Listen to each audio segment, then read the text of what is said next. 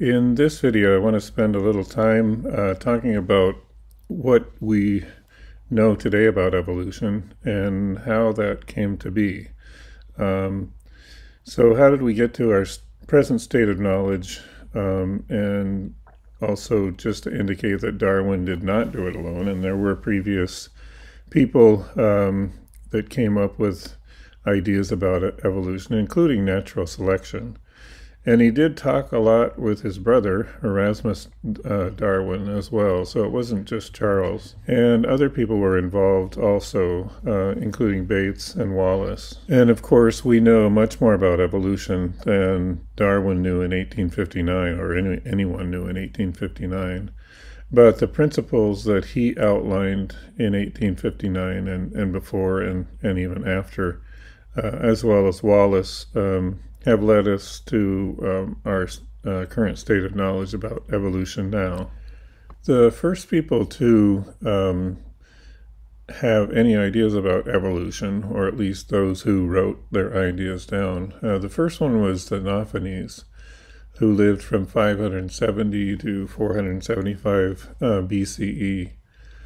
And he was a Greek poet, philosopher, and scientist, and he was the first to describe fossils as being long-dead organisms.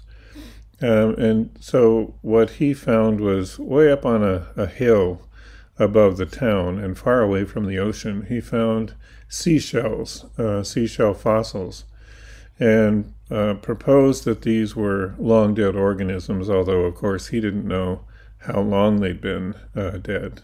About 100 years later, Aristotle, who was a famous Greek philosopher and scientist, also stated that fossils were the remains of ancient organisms, and again, he didn't know how old they were, but he proposed that, yes, they were long dead organisms. So both of these ideas were proposed about 2,000 to 2,500 years ago. And not much more was done in that area for the next 1,000 years, or approximately 1,000 years. And this sort of dark period was a dark period, the Dark Ages, where science and scientific thought were not encouraged, and it didn't come back until around 1500 or so. But in the late 17th century, around 1670, Antony van Leeuwenhoek built a microscope using a glass lens and a holder to look at organisms that were microscopic. And his further improvements on his microscope really opened up an entire new area of biology and the study of organisms, indicating that there were organisms that could not be seen with the naked eye, and even things like germ theory, that is, that some of these cause disease, also were proposed after that. So now we have two ideas. One, that fossils are long-dead organisms, possibly that don't exist anymore, and that there are organisms smaller than can be seen by the naked eye. And so there are also larger organisms and a large diversity, so people started becoming curious about essentially the diversity of life on Earth. So they began to classify the types of organisms on Earth, and one of those was Carl Linnaeus, who proposed and used a systematic classification scheme for genera and species. And this not only included plants, but he also prepared specimens of frogs and insects and all sorts of organisms, and gave them names according to how they were related to one another, as well as how they were different from one another. And this was the genus and species classification scheme that we still use today. So by the 18th and 19th centuries, people were studying fossils. A lot of people were studying fossils, including those from organisms that no longer existed on Earth. And so the idea of extinction was proposed, that species did go extinct. And this actually occurred after humans had caused the extinction of the dodo, by the way. So they'd already caused some extinctions and really didn't know what that was until much later. Fossils from dinosaurs were also being unearthed, and it was realized that these were definitely organisms that no longer existed on Earth. So extinction was now a real thing. So once the idea of extinction had been established and fossils were being unearthed that represented ancient relatives of modern organisms, the idea of how these organisms had evolved, the first true signs of evolutionary theory, came up. And one of those was Jean-Baptiste Lamarck, who Darwin's grandfather thought had very good ideas. And that is that the environment changes the organisms so that they stretch their necks. And this leads to the inherited changes in the progeny of those organisms. Now, this turned out not to be the case, although it wasn't a bad, essentially a bad theory at the time to identify the causes, some of the causes of evolutionary changes. So essentially, Lamarck's idea was that the environment changes the organism, and then these changes are inherited by the progeny. Whereas Darwin said that there's natural variation within populations, and that the selective pressures on those organisms allows the ones that are have an advantage to survive and reproduce, and those that have a disadvantage die and do not reproduce. So generation after generation, the characters that are positively selected for eventually win out over the ones that don't allow the organism to survive in those particular environments. So according to Lamarckian evolutionary theory, the organisms get taller and taller, or more robust as time goes on, not because the characters are inherently within those organisms, but because the environment is changing them. So over time, there are linear successions of organisms that lead to the ultimate organisms or populations. According to Darwinian theory, there are populations of organisms that have variation already, and the ones that have advantageous characters are the ones that survive to reproduce, and those that have disadvantageous characters die and do not reproduce. So those characters are inherited, and then there's more variation in the next generation, and selection, and then variation again, and selection on those. Here's a timeline of Darwin's life, starting in 1809 when he was born in Shrewsbury, England, and then went to a boarding school there from 1818 to 1825.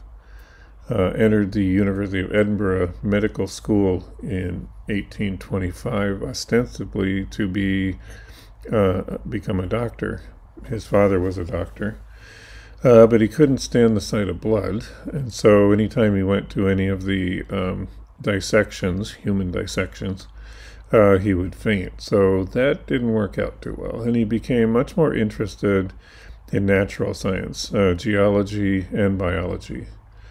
In 1827, he transferred to Christ's College, University of Cambridge, to get a degree in theology, but he was again more interested in geology and biology, and met several people who were influential in this process of leading him eventually into evolutionary biology. From 1831 to 1836, he was on the Beagle, essentially being a naturalist, collecting specimens and taking notes from around the world, but also being the dinner companion to the captain of the ship, who could not eat with the crew but had to eat with a gentleman. And actually Darwin's uncle got him into that position to go on to the Beagle. After returning, he opened a new scientific notebook, essentially called the Red Notebook, where he developed most of his ideas on natural selection and origin of species. In 1838, he started reading some ideas and books by Malthus, who had theories about populations and the limitations of populations, that is, especially nutrition and things like that, and how that affected how large a population of anything, including humans, could become. And this influenced Darwin's ideas on natural selection among individuals within a population. In 1839, he was elected as a Fellow of the Royal Society, which is very prestigious. By this time, he'd published many articles on shellfish and other organisms that he had collected along the way during his Beagle voyages. But it took until 1859 to publish The Origin of the Species based on natural selection. And part of this was his reluctance, was that his wife was quite religious, and this was an area that would be criticized by the church and others, and so he waited a long time and was sort of spurred on at the end because Wallace and Bates were preparing to publish similar books on the same topic. He died at the age of 73 in 1882 and is buried in Westminster Abbey. He had been ill off and on since his trip to South America primarily. And it appears he may have picked up a disease there, which eventually, over many years, led to his death. Here are a few diagrams of his voyage on the HMS Beagle from 1831 to 1836, starting in England, going down through South America, both on the eastern side and the western side of the continent, then out into the Galapagos Islands, and then over through Australia, southern tip of Africa, and then one more stop in eastern South America, and then finally back to Britain. Darwin was often seasick. He didn't like being on the boat, and was very happy when he could get off the boat and go into towns, go into the country, collect specimens, and do some writing. This shows a picture of him out in the wild. The ship was only 90 feet by 25 feet, and so you can see that living on a tiny little ship for long periods of time with the waves rocking was not an ideal situation. While in South America, Darwin appears to have contracted Chagas disease, which is caused by a trypanosome. And the insect needs a blood meal. It then actually defecates on the wound and drops within the feces some trypanosomes. They then infect the person and head to the liver and cardiac muscle, so that eventually the people who have Chagas disease become weaker and weaker because their cardiac function declines over time. And so these little episodes that Darwin had of illness during his life and his eventual death may have been partially caused, at least, by this trypanosome infection. Here's a diagram of the HMS Beagle. As I said, Darwin was hired as a naturalist and dinner companion for Captain Fitzroy. And the captain always ate in his own dining room, and he needed a dinner companion to talk to while he was eating, and so that's part of the function of Charles Darwin was to do that. Darwin had his own little area on the ship where he kept his notes and his samples and things like that, although he couldn't keep all of his samples on the ship. So from time to time, when they stopped in a port, he would send the samples back to England, to the British Museum, where they were examined and catalogued by taxonomists and paleontologists. One of those people who received the samples was John Gould, who is an ornithologist at the British Museum in London. So Darwin was not a biologist, and he was certainly not a taxonomist and not an ornithologist. So he sent many of the samples back with labels that were inaccurate, so that when John Gould received them, then he found that a lot of the birds that had been labeled as different types of birds were almost all finches or very closely related taxa, but they had very different morphologies. So it was actually John Gould who identified that Darwin had stumbled upon, essentially, some diversity within different species that had become specialized on different islands for different types of food items. So when I said that Darwin didn't do it alone, this is one example that Darwin's finches were not identified as finches by Darwin, but were identified by John Gould, who indicated that these were all very similar species that had been specialized due to what they were eating on each of the islands. Also, Darwin had many discussions with his brother Erasmus, and this stimulated a lot of his thought on evolution as well.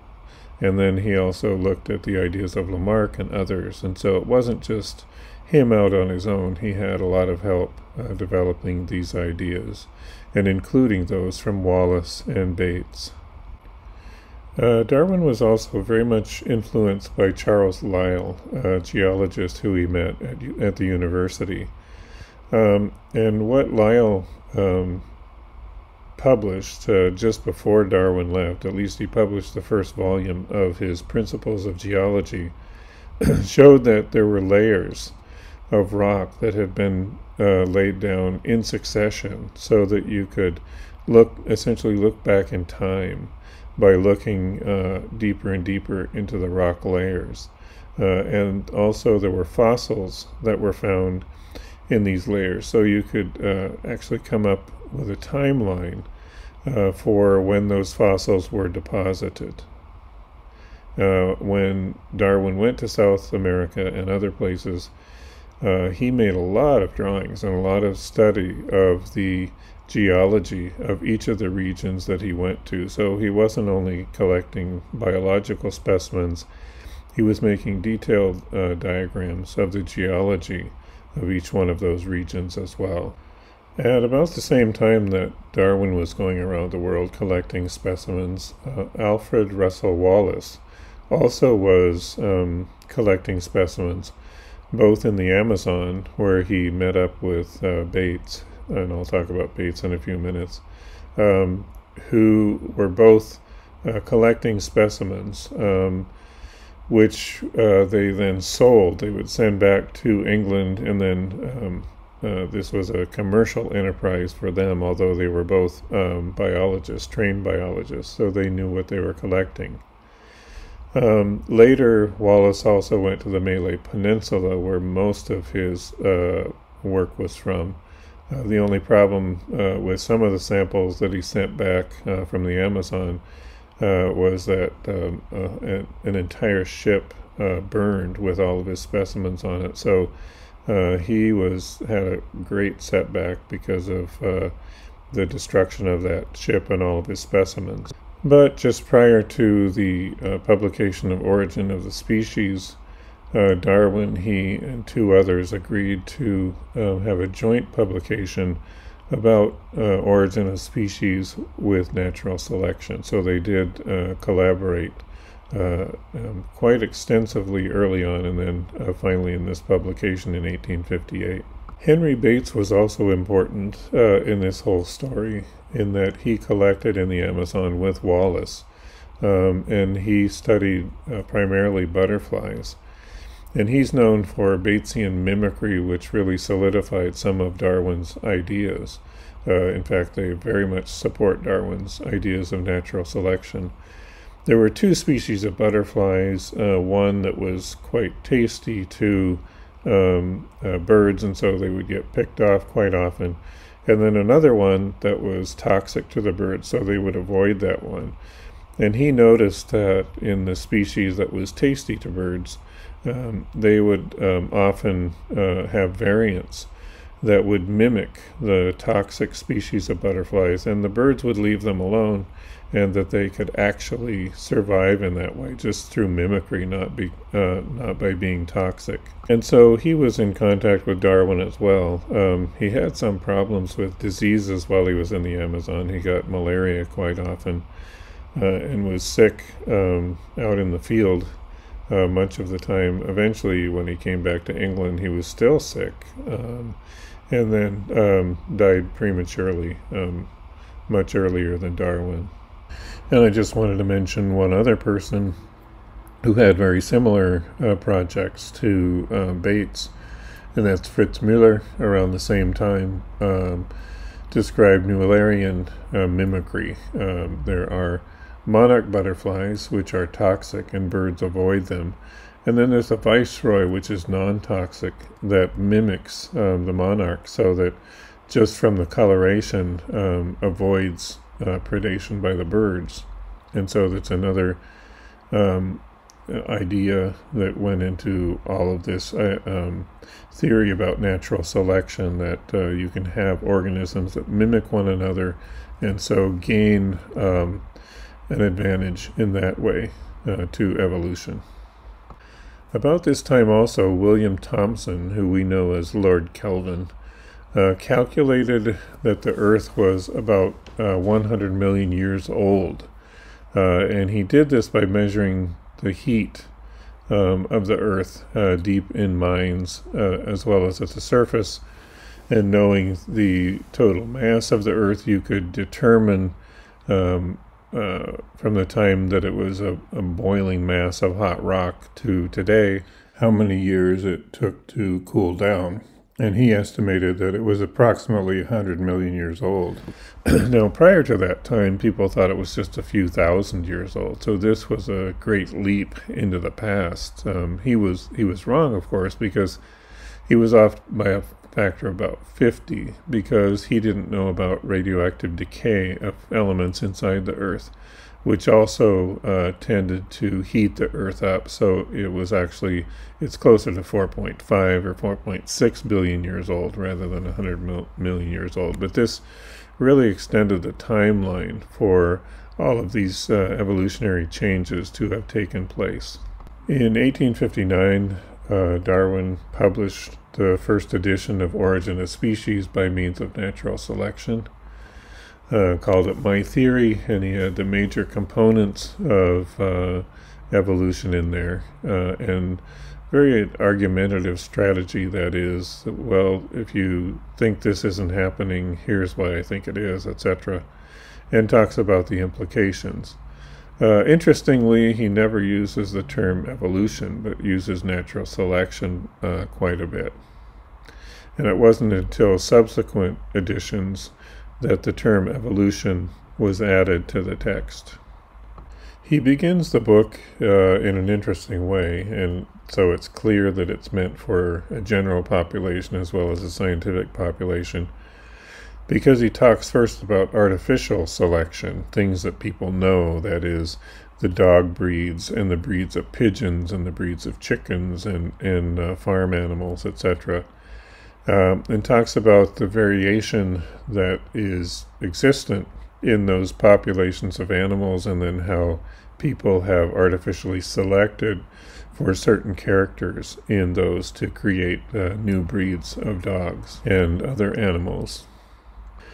Eventually, in other chapters, he talked about natural selection, One of the chapters talked mainly about the diversification of finches in the Galapagos Islands. And it was suggested that there was an original ancestor that was a finch that colonized one or more of the islands, and then there was diversity among the population of finches that led to some having more advantageous mutations than others. Specifically, a lot was based on beak size, and the beak size determines what those organisms can eat, and they actually change from years when it's wetter versus years that it's drier, because the seeds become harder in dry seasons, and so you need a larger, more robust beak than in wetter times. And on different islands there were different types of seeds, and so they would be advantageous for eating some types of seeds but not others, and so the birds survived based on what mutations they had to form the beaks that were appropriate for different types of seeds for their food. This diagram shows some of the genealogy or evolution of those beaks, so that for some birds a larger beak is necessary for crushing hard seeds. There are other longer beaks are needed for probing deep in a plant for the seeds. Sharp beaks are needed for other types of seeds. And then grasping beaks are needed both for attaining seeds and also eating certain types of insects. A parrot-like beak is also made for crushing hard seeds or getting into hard fruits. And then warbler-like beaks are primarily for hunting for insects. And so you can see over here during development how that beak changes. And really there's only a few genes necessary to make drastic changes in those beaks, and we'll talk about some of those genes later in the semester. So in the book then he talks a lot about natural selection, where you have a variation in traits, a variation in fitness, and then that those traits that are the most desirable are heritable. But then there's a Malthusian principle, which says that populations can only grow as large as the resources permit. And so there's a check on all populations with regard to acquisition of food and other resources. So in one page of his red book, Notebook B, from 1837, which was a year after he returned from the Beagle voyages, he wrote a sort of coral-like tree on the left-hand side, but a little later he wrote this page where at the top he says, "I think," and he produces essentially the first phylogenetic tree ever put onto paper, at least, where it shows that all the species are related by genealogy, and then there's a diversification and survival of only some of those over time. So this is, again, production of variation within the population, selection, and then speciation. So later, and this appears in his book, then you have this divergence of taxa, where you start with species at the bottom, A, B, C, D, E, etc.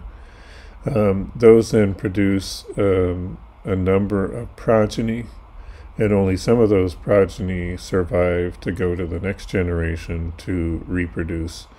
And this is repeated over and over again throughout evolutionary time.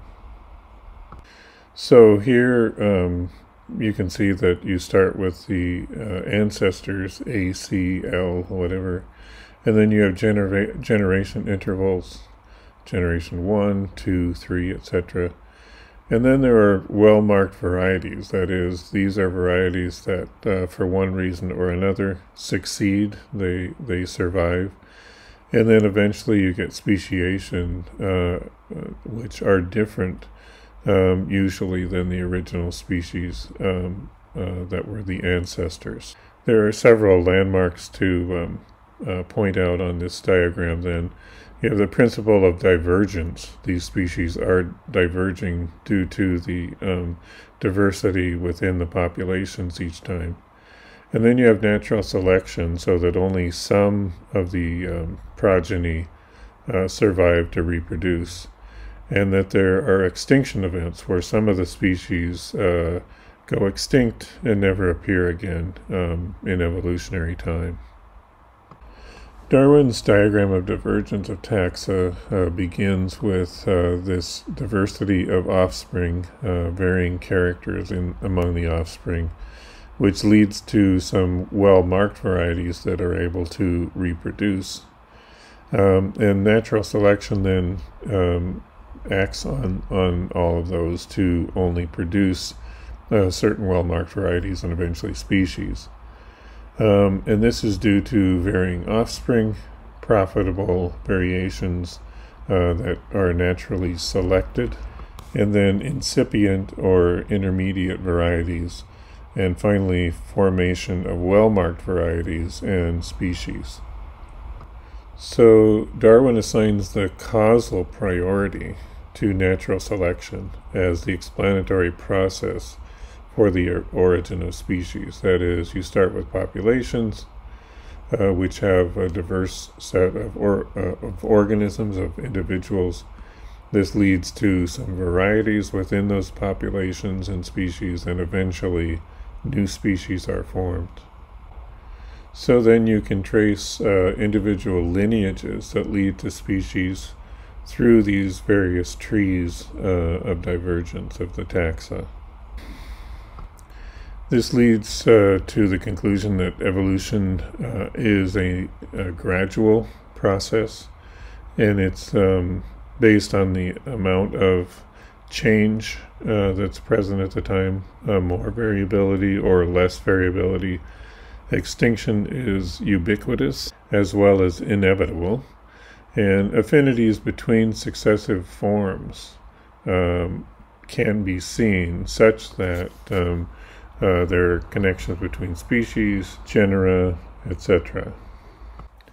This implies that you have connections among the species at the top based on their genealogy, but then closer affinities as you go further down in the tree, such that you have regional affinities with organisms that appear in the same area. That on islands you can have things that have been separated for a much longer time, an increased number of endemics on island, that is species that have existed there and related species that have existed there for a longer time, and that you have affinities with the island species. The closest affinities are to those organisms that are more similar to those on the mainland out from those islands. This implies that there's a hierarchical organization of nature, of natural organisms, that there are single ancestral groups, and that a natural classification scheme is possible. So if you use a natural classification scheme such as that devised by Linnaeus, then you can group things by species, such as these in green, 3 different species within the same genus, and 2 different species in the same genus over here. And they are connected further back by family, and so they have diverged further in the past. And then diverging further in the past, you can go up to class and order, or however far back in time you need to go to put these together into natural taxonomic groups. So that's all I have for this video. The next video I'll talk about things that we've discovered and learned about biology and evolution since Darwin. Okay, talk to you later.